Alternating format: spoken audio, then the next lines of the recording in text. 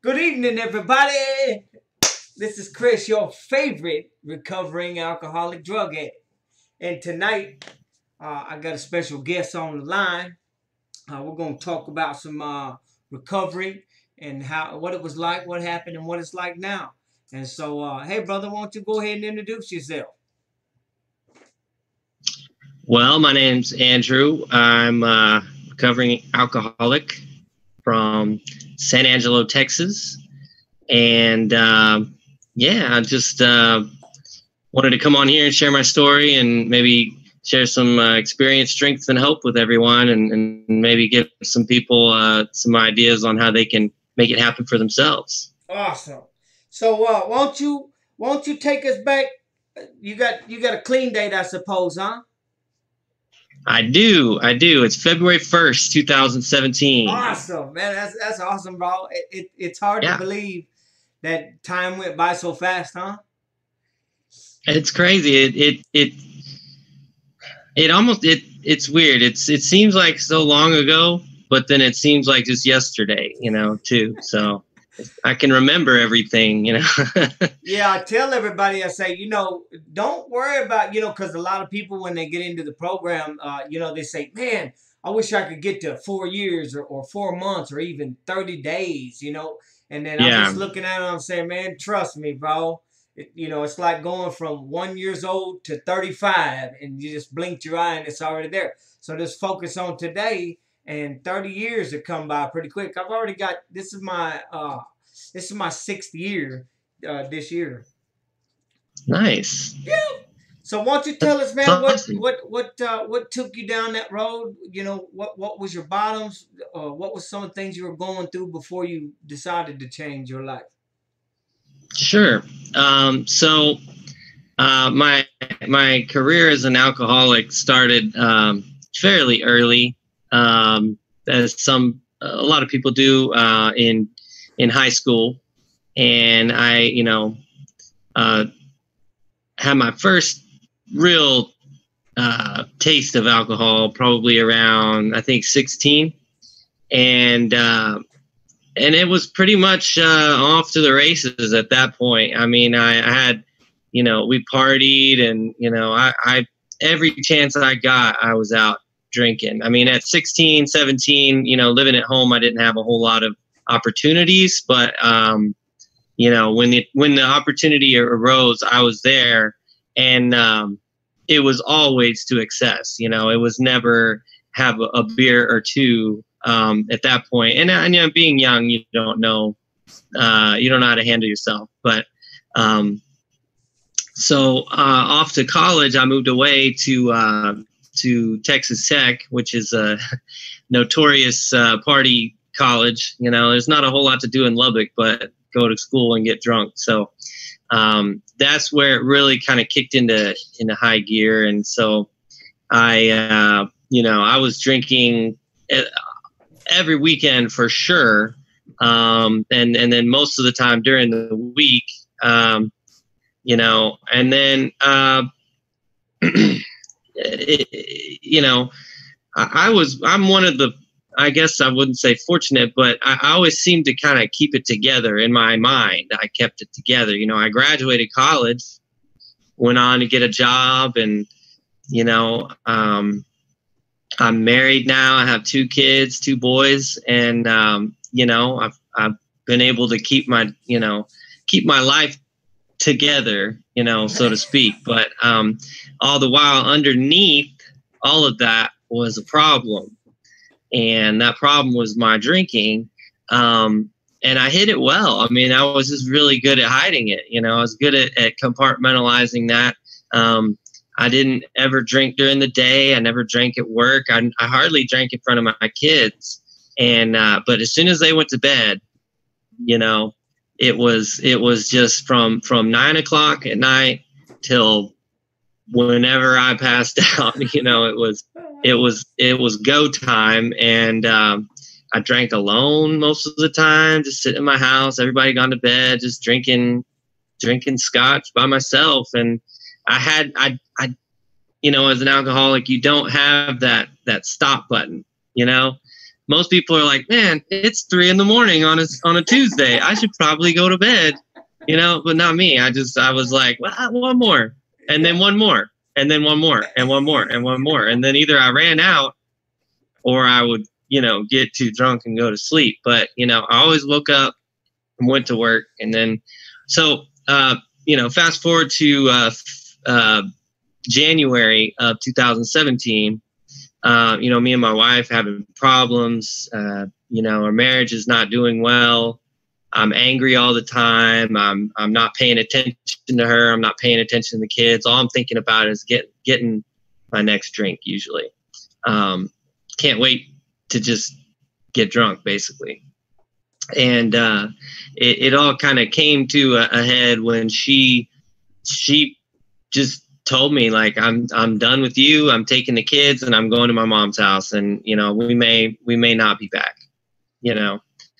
And we've had times where we've been apart. Like we've kind of, one of us spent the night at somebody's house, just to cool down. But this went on for like a week or two.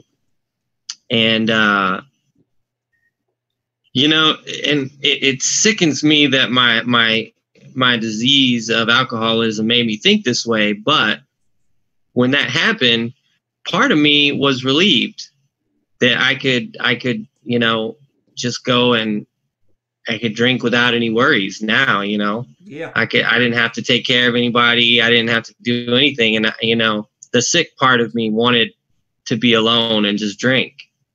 But, luckily, God had another plan for me. And I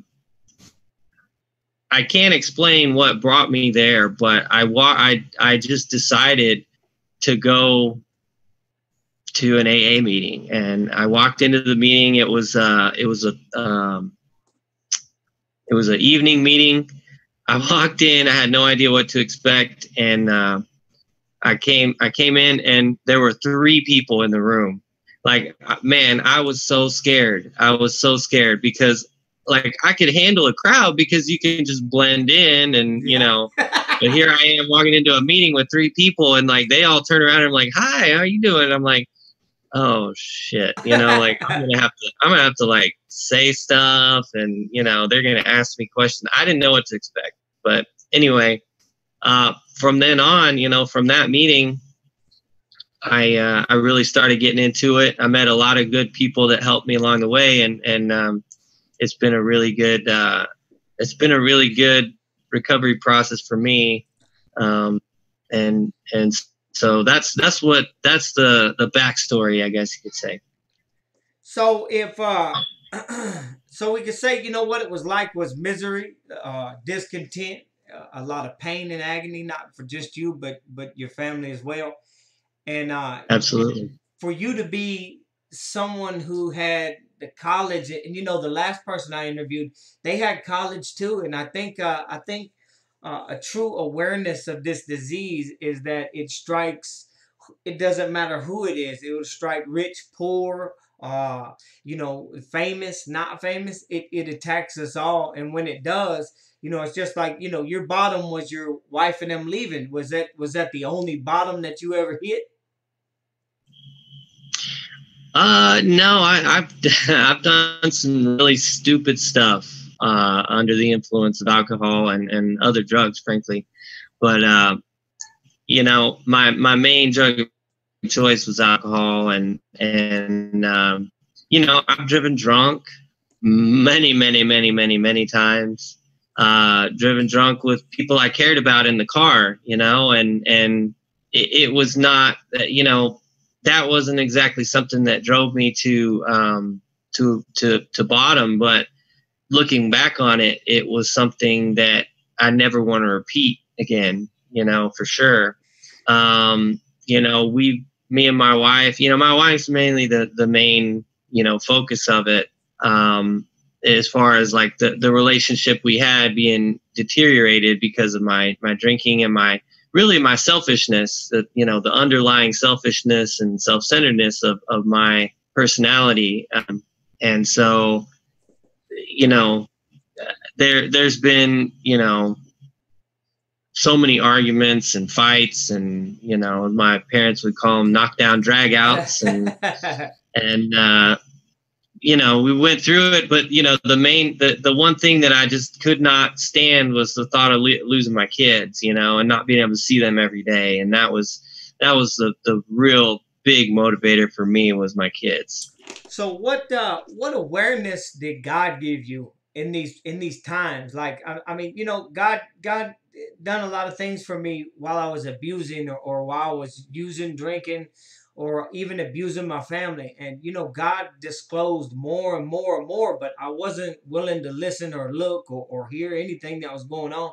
Right. Can you remember anything that when we get in recovery, we start learning about these spiritual experiences, because we don't hit just one bottom as an alcoholic. We hit continuous bottom after bottom after bottom. So we have we have a spiritual awakening, and we understand that we've hit a bottom that we want to come back from, and this has got to be the last one.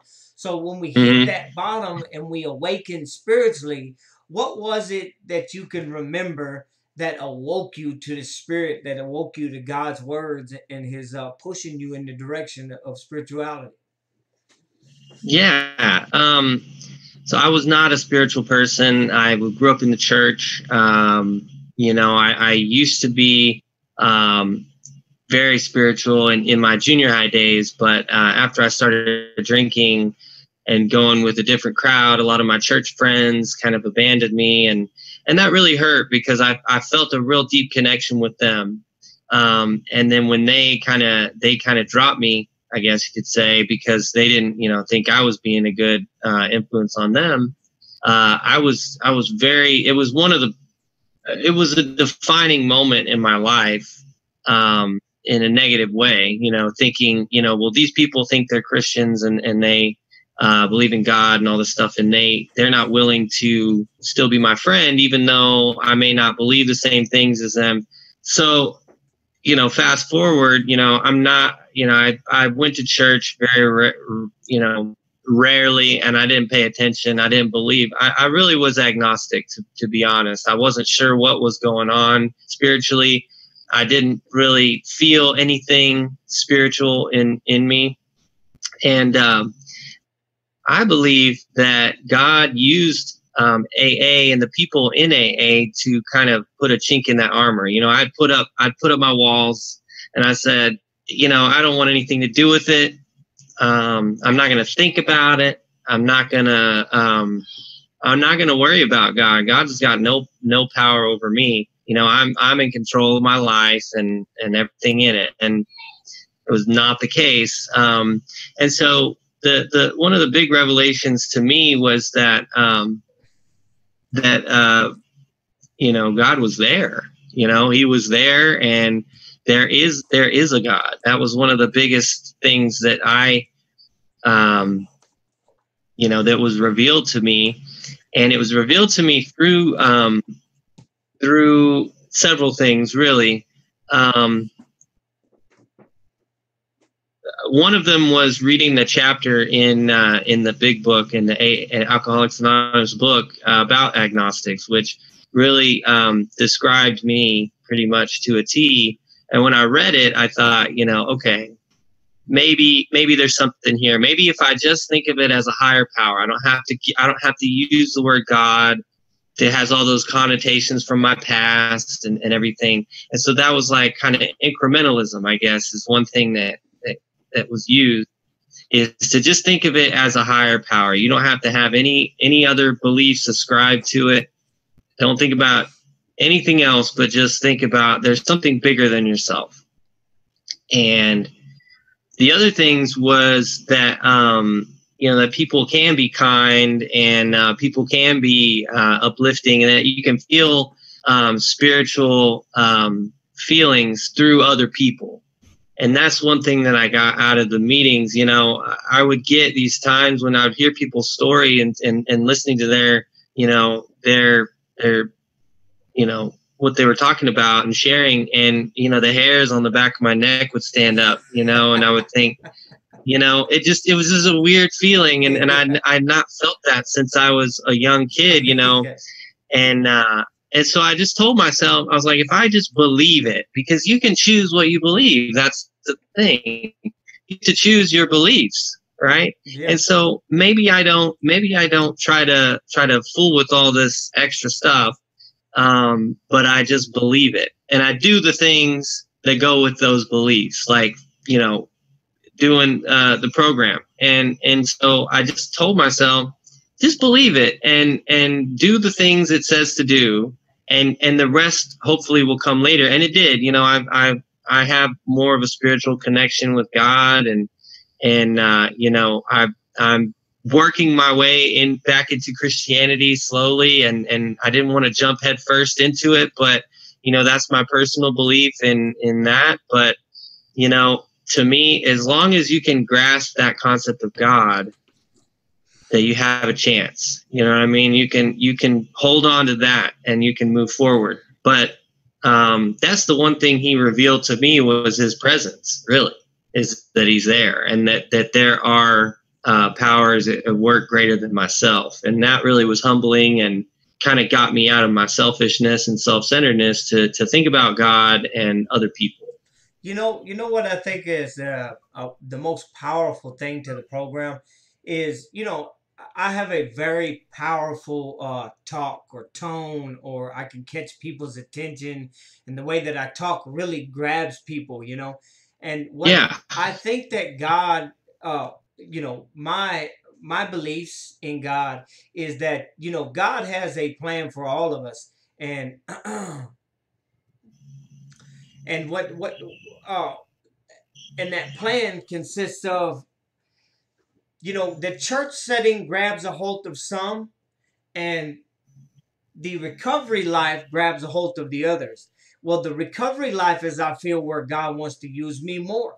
I have brothers that Mhm. have sobered up in the same time that I have, and God uses them in the church setting more. But my thing, I feel like God calls me and people like you who don't understand God, who don't want to put a label on what God is or who God is, and, Yeah. and He sends them to the rooms to encounter people like me. Right. Yeah. Absolutely. Yeah. I mean, it's for an agnostic or even an atheist who's just dead set on it. Um, Walking into a church can be very, in terms of alcoholic recovery, it's very dangerous, I think, because I'm sure that some churches are, but not all churches are equipped for that kind of help. And Alcoholics Anonymous has been doing it for so many years with such success that, my advice to somebody that is thinking of going that route and being, getting into recovery and making that decision, that they should really just start with AA first, and don't try to jump in too fast, because we alcoholics tend to overdo things sometimes, and recovery isn't an exception. Some people can overdo recovery. I guess maybe it's not to say that they can. I guess that's maybe a bad way to put it, but No, but once they get. I think a clarity to that statement is that you can overdo anything, and if I put I can do the same thing in sobriety as I do in alcoholism or addiction because I'm an addict, so I can overboard anything. And I think Right. that I'm not gonna say that that's a problem with people because that's for them to identify, but I do Mhm. see that sometimes. I do believe that when we first get sober or we first clean up, we may have to lean on the program a lot harder. But Yeah. we must keep in mind that there are so many different parts to this program that there's not just one part. So indulging in the Yeah. program is waking up with spirituality, praying, meditating, helping. I'm sitting at my house in front of a computer talking to another alcoholic in front of some other alcoholics, learning how this disease works. So there's Right. a way to filter how we engage into the program or into God, man, because it's all focused on God. And what I think's amazing, Andrew, is that, for one thing, you and I are being two separate natures, of dressing different, of looking different, and God connected us both together. That's what I think is the most amazing part. Absolutely. Yeah, for sure. So, yeah, but you definitely caught my attention when I met you. As I think is by design in some ways, but it's others is just a natural gift of yours. But yeah, I mean, it's just the spiritual part of recovery is so important, and I want to stress that because the first 3 steps of the program have to do with your spiritual progression, really. So without that foundation, it's going to be a really hard road. It's an uphill battle, and I don't recommend anyone try it without some form of higher power, because it's just to me it's not doable without it, because we're powerless against it, and that's the key, is that once you let go of that guilt and the shame and the disappointment of not being able to do it on your own. I cannot tell you how many times I tried to quit on my own. It does not work. And I went a few days, went a few hours, and it always ends up back where I started, until I made a jump. I really made a leap of faith, and you'd have to really, I can't explain it fully, but knowing, if you knew me before, you would I'm a whole different person, really. It's the change in me, inside me, is amazing. And that has come to my exterior as well. The life, my circumstances of my life, so the change you have to make is inside yourself, the way you feel, the way you think, the way you react to things. One big thing that I did was, when I was very early in recovery, like first 30 days, obviously you start your morning with prayer, meditation, reading as much as you can. And but one thing that I did was I would stop and pray throughout the day. Like I would, when things got, really got me flustered, or I could feel that anger rising up, or anxiety coming up into me that normally would cause me to I would just, bottle it up, and then I would, drink it away the next day or next night. I would just say, God, show me what to do. Let me think about this, and show me what to do, and hopefully I'll make the right decision. And what that did was it got me to pause for a moment instead of just reacting, and then working into a mode of just asking God for direction. And even if there was no big sign, no words written in the sky, just the sheer act of me stopping and praying led me to make better decisions, and so that was one thing that I thought a practical example of some things that I did. Excellent. That helped.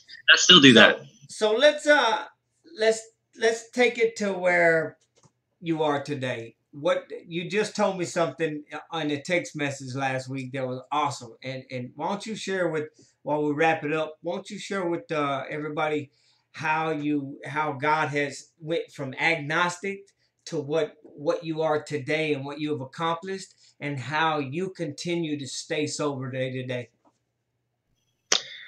Well, it's really just, focusing as much as possible on God, and also being of some kind of positive influence on other people, to show other people the way, and so the way that I really, have done that, and God has just blessed me beyond belief. I mean, once I cleared out the clutter, cleared out the wreckage of my past, so to speak, and I worked the steps with, with another person, that I was able to let go of the resentments and all the stuff in my past, and God really took me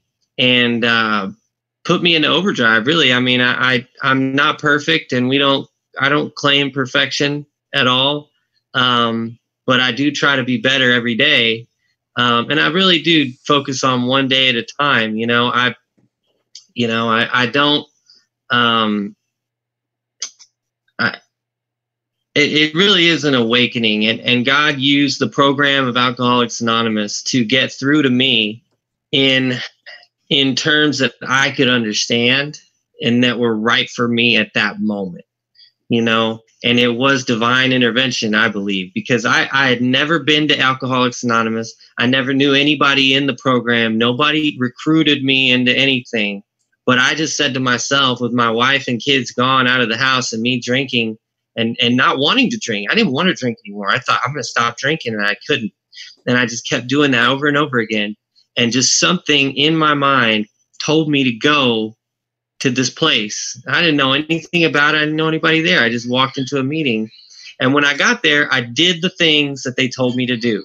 I read the passages they told me to read. I prayed the prayers they told me to pray. And I did it because I wanted to. Nobody forced me to do any of it. But once I did that, the revelation that God can affect your life, is there working in your life, and is bigger than you and can handle these problems that you can't. I mean, a weight was lifted off my shoulders for real, and it was just amazing. So, that's my story, man. I mean, like I said, I'm not perfect, and I try to be better every day, but and that's another thing, is you have to temper your expectations, in recovery, especially early on. Things are not going to get better overnight. And it is work. It is hard work, because, working the steps is not fun. It is not a game, but it is doable. That's and right. People like you and me are living proof. And that's why I'm happy to share this today, because I mean, my life is so much better without that that ball and chain dragging me down every day. I'm just right. Happier. I have better relationships with my family. I have better relationships at work. I'm clearing out a lot of financial wreckage that was, from not, managing my money right. And I'm able to do that because my work life has gotten better. My income has gotten better. So I'm able to take care of those past mistakes. And that's another weight, that's lifted off my shoulders, is, just being able to just being able to do well at work, and to be a productive member of society, and, take care of your obligations, take care of your family, and still have something left over to enjoy. You know what I mean? That's the big thing, is and none of that involves alcohol for me. And that's the best part. Is, I used to think, oh, well, you can't go out and have fun without alcohol, but, that's not true. I've learned a new way of life through this program, and you've been a big help in that. I do appreciate what you've done and how you've helped me along the way. Right. Sure. Well, my power is given through God, man. I give all glory to God. And I appreciate everything that He's given me the gift of doing, saying, or being, or even becoming. And on the lines of what you just said, and we'll end this, is that, we alcoholic addicts are very competitive. We love to compete. And I always want to be better. I always want to do more. I always want to be the best, the fastest, the hardest. I mean, everything that I do, I want to. So if I ever grab a hold of this life, exactly what you just said. If I ever grab a hold of this recovery life, this sobriety life, then I'm gonna want to be the best, the most recovered, the longest sobriety. I mean, all of these things. The more spiritual. I mean, I'm gonna want to do more and more and more to achieve Right. that level of sobriety and spirituality that we're all seeking. And yes, your life has gotten way more amazing than it was before, according to you. And according to me, my life has gotten 100% better than what it was before. So, Andrew, I sure do thank you. If you'll hang on, I'm going to end this video. We'll wrap up the conversation. I appreciate you coming on. Hopefully, you're going to be one of the views on the video, unless you can't stand to see yourself talk. All right. Thanks for having me. All right, brother. Let me end this, and then I'll come back to you.